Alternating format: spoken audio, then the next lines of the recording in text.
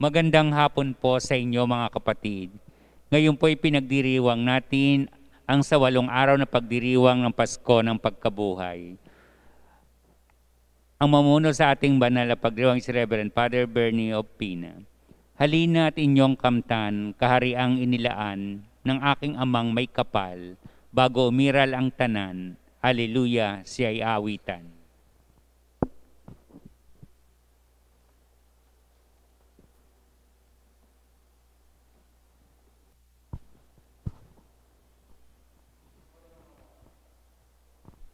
Sa ngalan ng Ama at ng Anak at ng Espiritu Santo. Amen. Ang pagpapala ng ating Panginoong Jesucristo, ang pag-ibig ng Diyos Ama, at ang pag-ipagkaisa ng Espiritu Santo, naway sumainyong lahat. At sumainyo rin. Mga kapatid, aminin natin ang ating mga kasalanan upang tayo ay maging marapat gumanap sa banal na pagdiriwang. Inaamin ko Sa makapangyarihang Diyos at sa inyo mga kapatid, na lubha akong nagkasala sa isip, sa salita at sa gawa, at sa aking pagkukulang. Kaya sinasamo ko sa mahal na Birheng Maria, sa lahat ng mga anghel at mga banal, at sa inyo mga kapatid, na ako'y panalangin sa Panginoong ating Diyos. Kaawaan tayo na makapangyarihan Diyos, patawarin tayo sa ating mga kasalanan, at patnubayan tayo sa buhay na walang hanggan. Amen. Panginoon, kaawaan mo kami. Panginoon, kaawaan mo kami. Kristo, kaawaan mo kami. Kristo, kaawaan mo kami. Panginoon, kaawaan mo kami. Panginoon, kaawaan mo kami. Papuri sa Diyos sa kaitaasan at sa lupa'y kapayapaan sa mga taong kinalulugdan niya. Pinupuri ka namin, dinarangal ka namin, sinasamba ka namin, ipinagbubunyi ka namin, pinasasalamatan ka namin, dahil sa dakila mong angking kapurihan. Panginoong Diyos, Hari ng langit, Diyos amang makapangyarihan sa lahat, Panginoong Jesucristo, bugtong na anak, Panginoong Diyos, Kordero ng Diyos, anak ng Ama, ikaw na nag-aalis ng mga kasalanan ng sanlibutan, maawa ka sa amin. Ikaw na nag-aalis ng mga kasalanan ng sanlibutan, tanggapin mo ang aming kahilingan. Ikaw na naluluklok sa kanan ng Ama, maawa ka sa amin. Sapagkat ikaw lamang ang banal, ikaw lamang ang Panginoon, ikaw lamang o Jesucristo ang kataas-taasan, kasama ng Espiritu Santo, sa kadakilaan ng Diyos Ama. Amen. Manalangin tayo. Ama naming makapangyarihan, kami pinaliligaya mo taon-taon sa pagdiriwang ng Pasko ng pagkabuhay ng Panginoon naming mahal. Ipagkaloob mong ang pagdiriwang namin dito sa lupang ibabaw ay magpagindapat na kami sumapit sa ligayang pangmagpakailanman sa pamamagitan ni Jesucristo kasama ng Espiritu Santo, magpasawalang hanggan. Amen.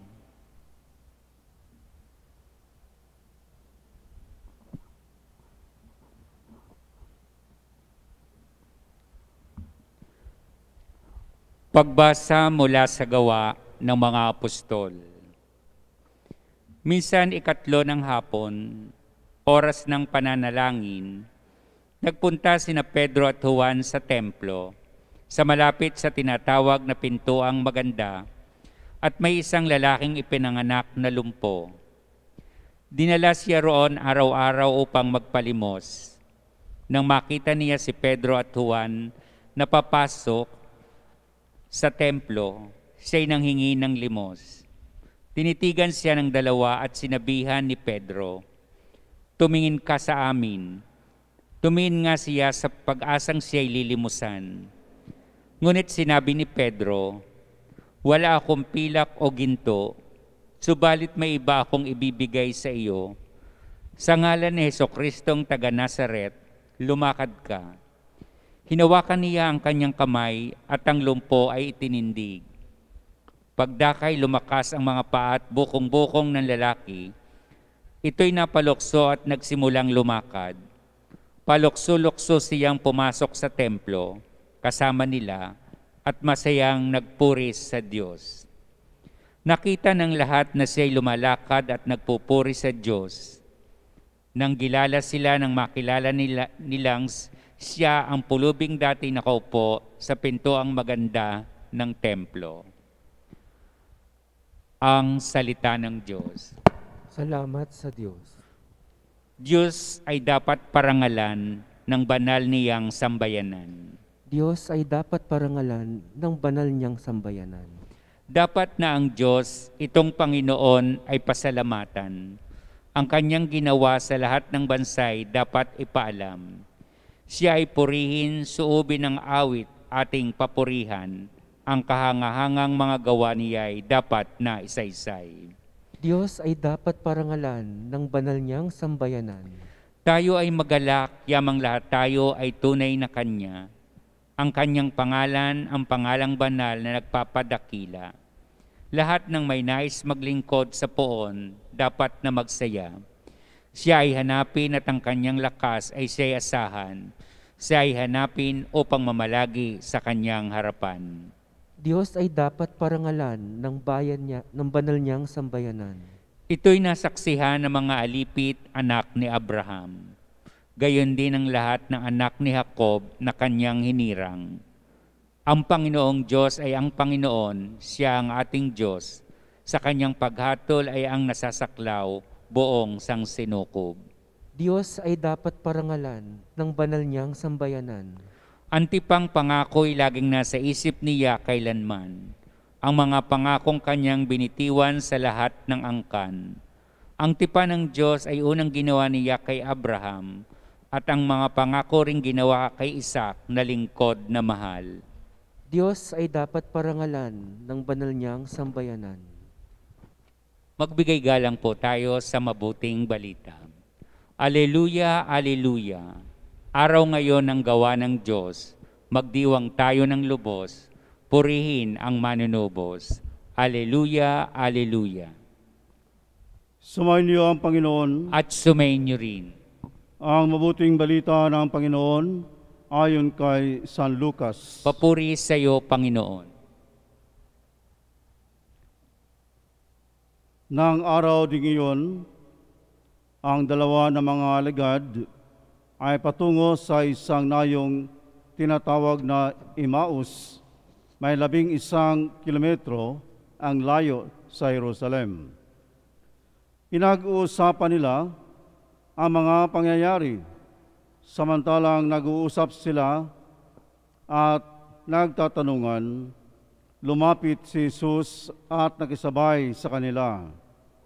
Siya'y nakita nila, ngunit hindi nakilala agad. Tinanong sila ni Jesus, ano ba ang pinag-uusapan ninyo?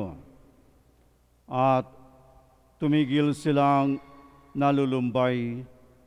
Sinabi ng isa na ngalay Cleopas, kayo lamang po yata ang dayuhan sa Jerusalem na hindi nakaalam sa mga bagay na katatapos pa lamang nangyari roon. Anong mga bagay? Tanong niya.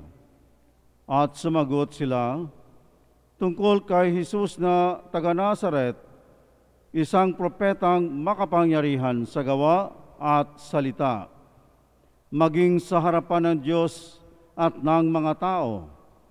Isinakdal siya ng aming mga punong saserdote at mga pinuno upang mahatulang mamatay, at siya ay ipinako sa krus. Siya pa naman ang inaasahan naming magpapalaya sa Israel. Hindi lamang iyan, 3 araw na ngayon mula nang mangyari ito, nabigla kami sa ibinalita ng ilan sa mga babaeng kasamahan namin. Maagang maaga raw silang nagpunta sa libingan at di nila natagpuan ang kanyang bangkay. Nagbalik sila at ang sabi, nakakita raw sila ng isang pangitain, mga anghel na nagsabing buhay si Jesus. Pumunta rin sa libingan ang ilan sa mga kasama namin at gayon nga ang natagpuan nila, ngunit hindi nila nakita si Jesus. Sinabi sa kanila ni Jesus, "Kay hahangal ninyo, ano't hindi ninyo mapaniwalaan ang lahat ng sinabi ng mga propeta? Hindi ba't ang Mesiyas ay kailangang magbata ng lahat ng ito bago niya kamtan ang kanyang marangal na katayuan?" At ipinaliwanag sa kanila ni Jesus ang lahat ng nasasaad sa kasulatan tungkol sa kanyang sarili, simula sa mga aklat ni Moises hanggang sa sinulat ng mga propeta. Malapit na sila sa nayong kanilang patutunguhan at si Jesus ay waring magpapatuloy pa ng lakad. Ngunit siya'y pinakapigil-pigil nila. "Tumuloy na po kayo rito sa amin," anila, "sapagkat palubog na ang araw at dumidilim na." Kaya't sumama nga siya sa kanila. Nang siya'y kasalo na nila sa hapag, dumampot siya ng tinapay at nagpasalamat sa Diyos. Saka pinaghati-hati at ibinigay sa kanila. Nabuksan ang kanilang paningin at nakilala nila si Jesus. Subalit, ito'y biglang nawala at nawika nila. Kaya pala gayon ang pakiramdam natin habang tayo'y kinakausap sa daan at ipinaliwanag sa atin ang mga kasulatan. Noon di tumindig sila at nagbalik sa Jerusalem, naratnan nilang nagkakatipon ang 11 at ang ibang mga kasama nila na nag-uusap-usap. Muli ngang nabuhay ang Panginoon, napakita kay Simon, at isinalaysay naman ng dalawa ang nangyari sa daan at kung paano nila siyang nakilala nang paghati-hatiin niya ang tinapay. Ang mabuting balita ng Panginoon. Pinupuri ka namin, Panginoong Hesukristo. Magandang hapon po sa inyo lahat, mga kapatid. Isa sa mga napakaganda at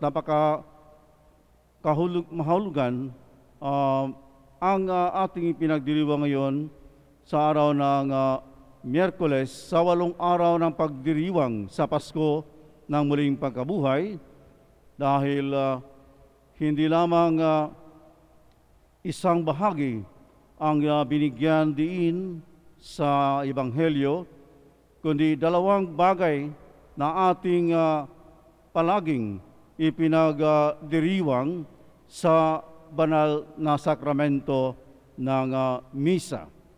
Ang unang bahagi ay inilalarawan sa unang pag-usap-usap ng 2 alagad at ng kasama nila si Jesus, na ipinaliwanag sa kanila ang lahat ng nasasaad sa kasulatan tungkol sa kanyang sarili, simula sa mga aklat ni Moises hanggang sa sinulat na mga propeta. Ito ang ating laging ipinagdiriwang sa unang bahagi ng misa, ang pagpapahayag ng salita ng Diyos at ang pagpapaliwanag, katulad ngayon sa ating pagdiriwang ang tinatawag na homilia, ang pagpapaliwanag sa mensahe ng mabuting balita na mula mismo sa ating Panginoong muling nabuhay. At ang pangalawang bahagi ay malinaw sa kanilang pagkakaisa sa hapag, ang kanilang pagsasamahan sa paghati-hati ng tinapay na mismo si Jesus ang nagbigay sa kanila at saka pa sila na nakilala ang Panginoon at biglang nawala si Jesus. Ito ay nagpapahiwatig na ang presensya ng Panginoong Hesus na muling nabuhay ay walang maliw, kundi palagi siyang nakikisama sa atin, lalo na sa pagdiriwang ng banal na misa. Ang pangyayari sa Imaos ay tinatawag na prefiguration sa ating pagdiriwang ng banal na sakramento ng misa. Ito'y nagsasalungguhit ng pagkakaharap ni Kristong muling nabuhay at ang kanyang sinabi na saan man may 2 o 3 nagkakatipon dahil sa akin, naroon akong kasama nila. Ito'y mula sa Ebanghelyo ni San Mateo, Kabanata 18, talata 20. Ito'y nagpapahiwatig na ang presensya ng ating Panginoon ay nariyan sa ating pagkikiisa sa banal na pagdiriwang, ang pagsasamahan natin, pakikibahagi sa mga salita ng Panginoon at ang ating pakikibahagi rin sa banal na komunyon. At kaya ngayon, mga kapatid, ang ating Panginoon si Kristo ay nagpapahiwatig sa atin na hindi tayo pinabayaan, hindi tayo iiwan sa ere. Hindi kailanman mawala si Kristo sa ating buhay, kundi siya ay laging lumalakad, nakikisabay, nakikisama sa lahat ng mga pangyayari sa ating buhay, kahit ang pinakaungga at pinakamalagim na mga sandali ng ating buhay, katulad sa ating niranasan na mahigit 1 taon na ating kahirapan at pagtitiis dahil sa pandemya.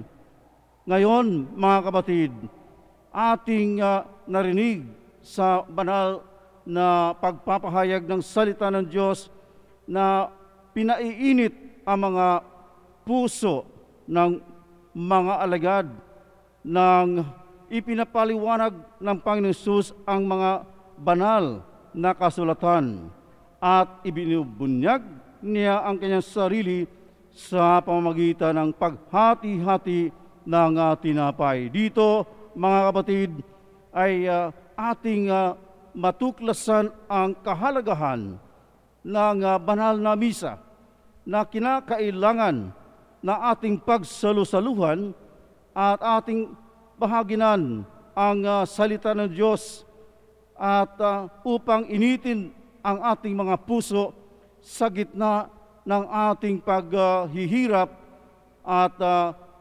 kumbaga nawalan tayo ng malakas na loob upang tayo ay palakasin muli sa pamamagitan ng ating pagkikinig sa mga salita ng Diyos at higit sa lahat sa ating pakikibahagi sa kanyang banal na katawan dito sa banal na komunyon.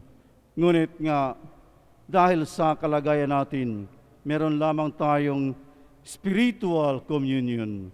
Tayo lamang ay online sa ating live streaming mass. Gayunpaman, hindi natin maiiwasan at hindi natin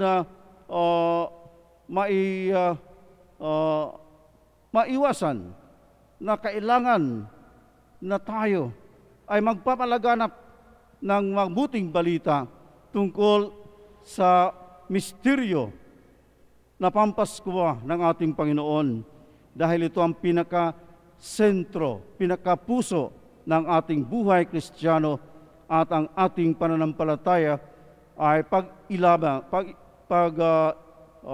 ningasin muli at upang magpatuloy tayo sa ating pakikiisa, pakikisama sa ating Panginoon, maging sa panahon ng kahirapan, maging sa panahon ng kasaganahan, hanggang tayo ay sumapit sa kaharian ng Diyos at makasama sa Kanyang bangkete sa kaharian sa langit. Amen.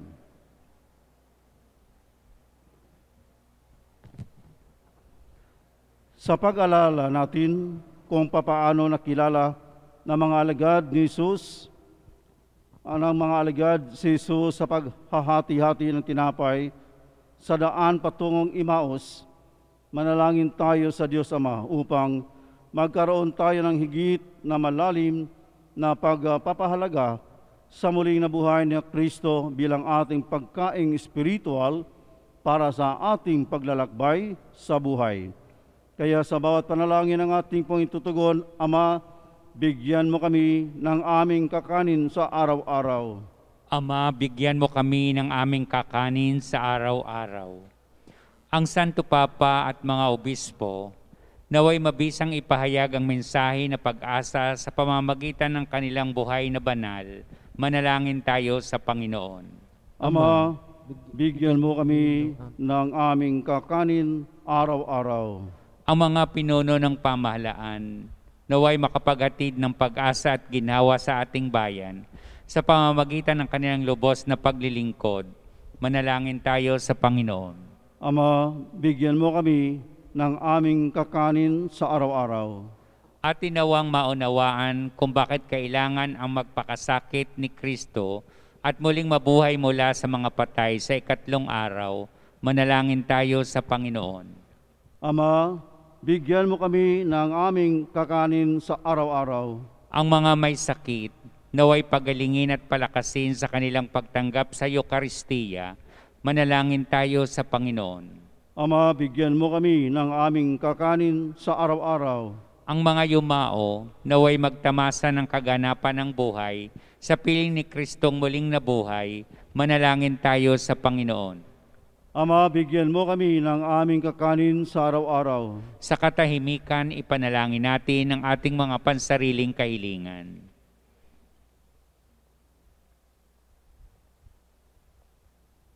Manalangin tayo sa Panginoon. Ama, bigyan mo kami ng aming kakanin sa araw-araw. Ama naming nasa langit, pagkalooban mo kami ng malalim na pananampalatayang nararapat upang makilala namin ang iyong anak sa lahat ng mga pagkakataon sa aming buhay. Hinihiling namin ito sa pamamagitan ni Kristo na aming Panginoon. Amen.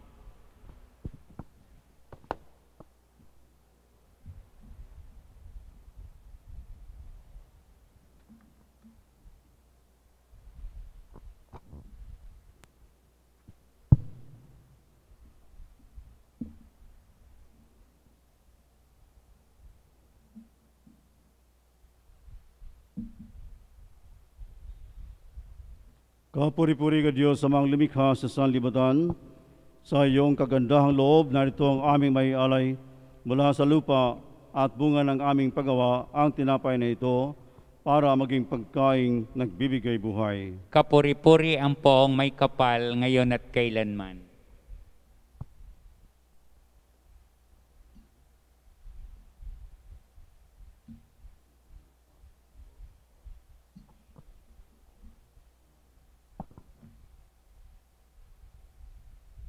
Kapuri-puri ka Diyos sa mga lumikha sa sanlibutan, sa iyong kagandahang loob, narito ang aming may alay mula sa katas ng ubas at bunga ng aming paggawa ang alak nito para maging inuming nagbibigay ng iyong espiritu. Kapuri-puri ang poong may kapal ngayon at kailanman.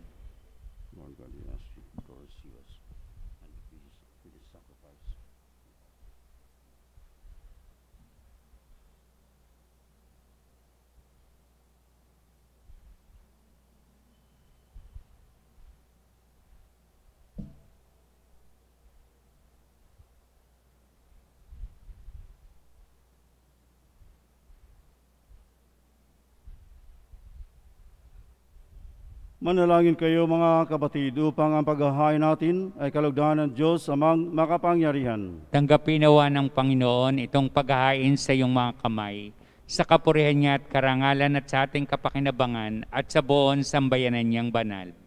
Ama naming lumikha, tanggapin mo ang paghahaing sumasagip sa sanlibutan at kasihan moong papakinabangin ang buo naming katauhan sa iyong pagliligtas sa pamamagitan ni Kristo kasama ng Espiritu Santo magpasawalang hanggan. Amen. Sumayin niyo ang Panginoon At sumayin niyo rin.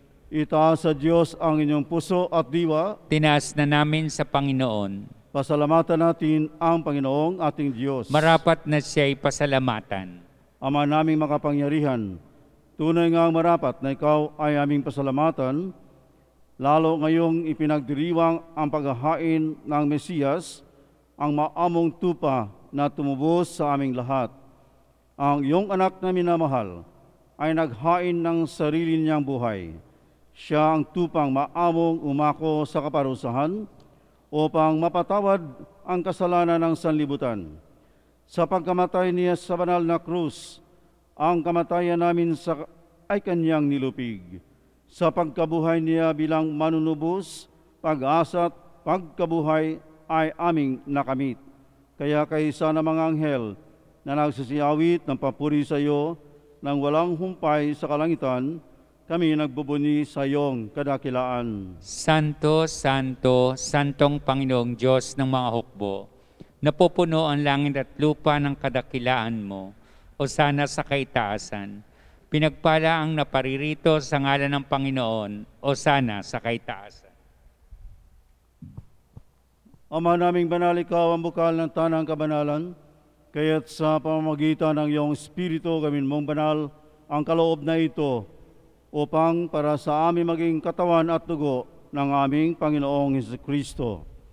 Bago niya pinagtiisan kusang loob na maging handog, hinawakan niya ang tinapay, pinasalamatan kaniya, pinaghati-hati niya iyon, iniabot sa kanya mga alagad at sinabi, tanggapin niyo lahat ito at kanin. Ito ang aking katawan na ihahandog para sa inyo.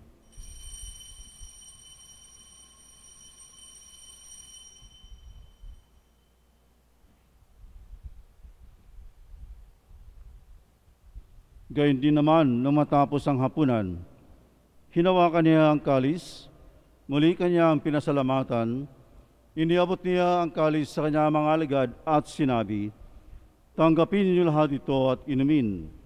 Ito ang kalis ng aking dugo ng bago at walang hanggang tipan. Ang aking dugo na ibubuhos para sa inyo at para sa lahat sa ikapagpapatawad ng mga kasalanan. Gawin niyo ito sa pag-alala sa akin.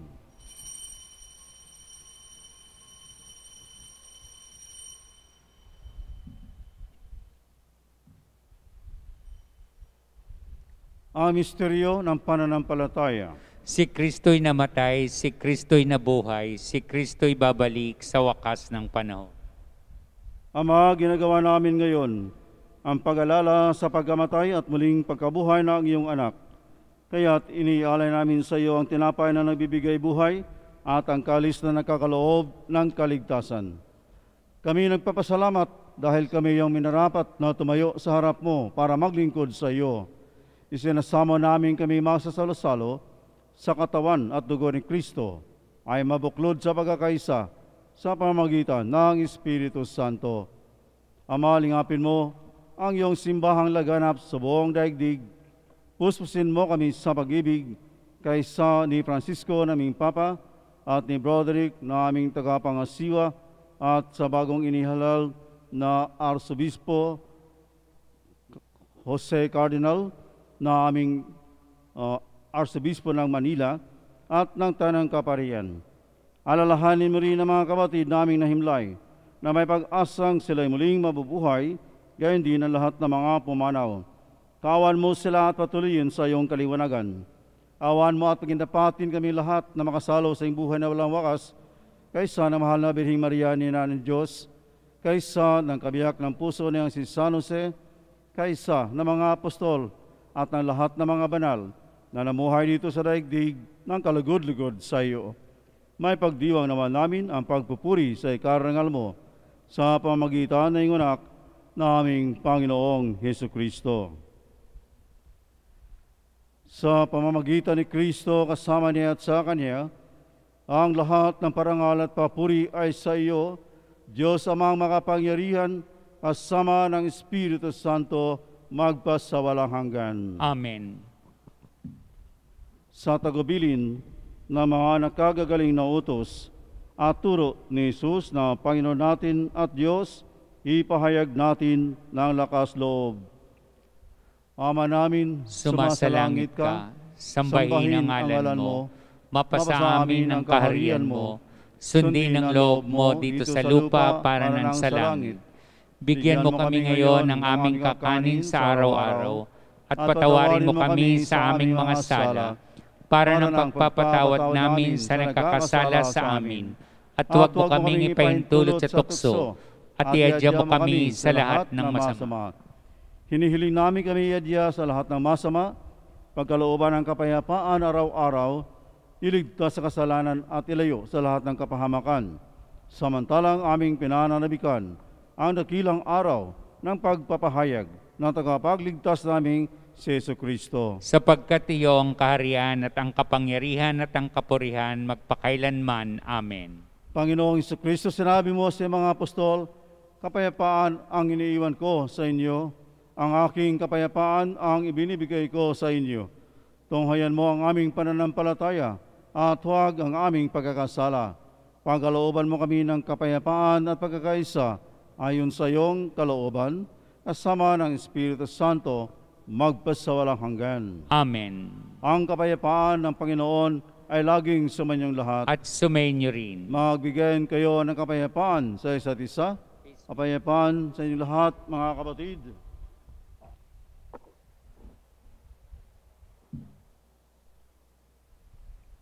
Kordero ng Diyos, nag-aalis ng mga kasalanan ng sanlibutan, maawa ka sa amin. Kordero ng Diyos, nag-aalis ng mga kasalanan ng sanlibutan, maawa ka sa amin. Kordero ng Diyos, nag-aalis ng mga kasalanan ng sanlibutan, ipagkaloob mo sa amin ang kapayapaan. Ito ang kordero ng Diyos, ito ang nag-aalis ng mga kasalanan ng sanlibutan, mapalad ang mga inanyayahan sa kanyang banal na piging. Panginoon, hindi ako karapat-dapat na magpatuloy sa iyo, ngunit sa isang salita mo lamang ay gagaling na ako. Ipagsanggalang naman tayo sa katawan ni Kristo para sa buhay na walang hanggan. Amen. Communion Antiphon. Noong hatiin ang tinapay ni Jesus na poong mahal, nakilala siyang tunay na kasalong kaibigan. Alleluia, siya ay awitan. Komunyong espiritual. Aking Jesus, nananalig akong ikaw ay nananahan sa pinakabanal na sakramento. Mahal kita ng higit sa lahat ng bagay at nais kong tanggapin ka sa aking kaluluwa. Subalit sa sandaling ito, ikaw ay hindi ko matatanggap sa banal na komunyon. Naway tanggapin kita ng espiritual sa aking pagnanais na ito ay pumasok sa aking puso. Niyayakap kita na parang naririto sa akin at pinagkakaisa ko ang sarili sa iyo. Huwag hayaang mawalay ako sa iyo. Amen.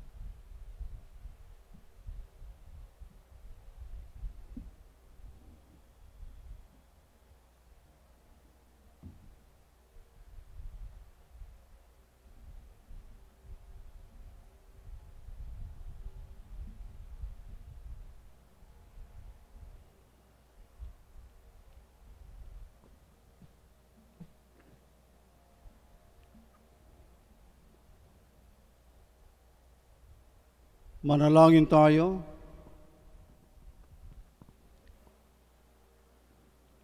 Ama namin mapagmahal, kaming iyong pinapakinabang sa ikapagpapatawad ng mga kasalanan ay gawin mong mga bagong nilalang pakundangan sa pagtanggap namin sa sakramentong banal ng iyong anak na tagapamagitan kasama ng Espiritu Santo magpasawalang hanggan.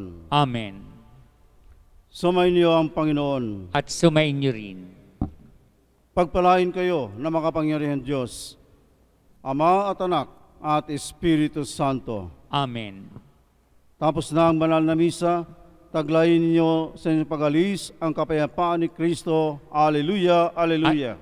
Salamat sa Diyos. Alleluia, alleluia. Hail Mary, full of grace, the Lord is with you. Blessed are you among women, and blessed is the fruit of your womb, Jesus. Holy Mary, Mother of God, pray for our sinners, now and at the hour of our death. Amen. Thank you so much, and good afternoon once again to everyone.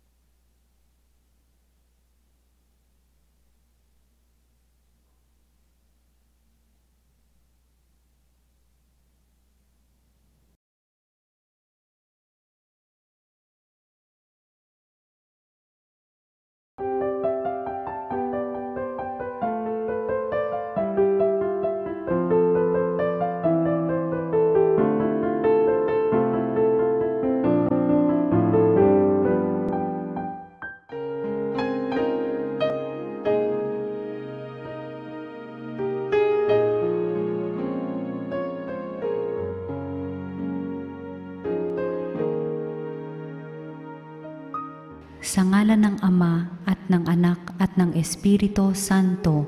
Amen.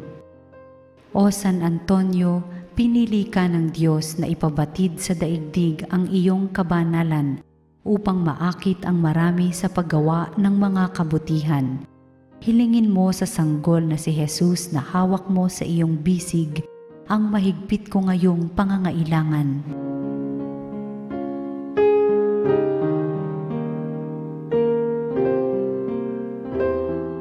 Samahan mo ako sa aking panalangin sapagkat ang dasal ng isang banal na kagaya mo ay dinirinig ng Diyos. Pagkalooban nawa ako ng Panginoon ng tanda ng kanyang pagmamahal, pagkalinga at paggabay. Sa tulong mo, naway ipagkaloob niya sa akin ang kaganapan ng buhay at ang pag-ibig na walang hanggan. Amen.